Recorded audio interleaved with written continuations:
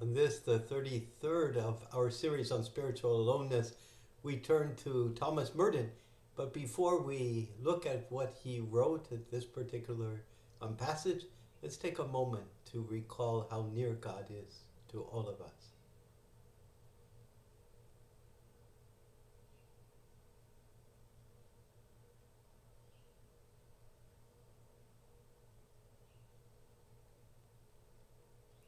And Merton writes, "Let us live in this love and this happiness, you and I and all of us, in the love of Christ and in contemplation, for this is where we find ourselves and one another as we truly are.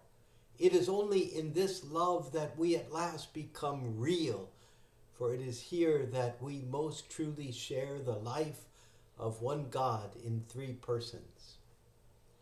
It's hard to know where to begin with a passage with so much in it in such a short number of words.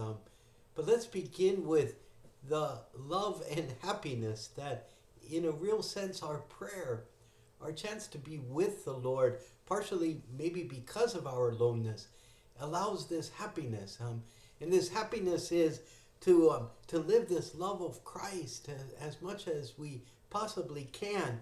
It is this way of being that contemplation offers us, the way of being which allows us to escape in a way from so many of the mundane things of the world that challenge us, the anxieties and the fears and whatever it is that holds us down.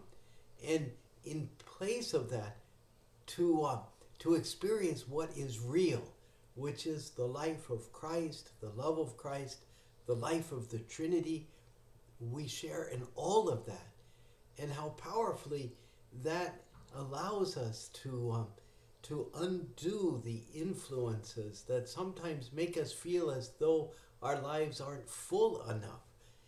The contrary is probably a truer picture, which is that with God our lives are too full, because God begins to dawn and grow and be such a part of our lives that so many other things are thrust out, are forced out, because the one real and the one important thing in our lives is there with us all the time. And may we have this beautiful experience that Thomas Merton describes in such a wonderful way, about living our life fully in Christ.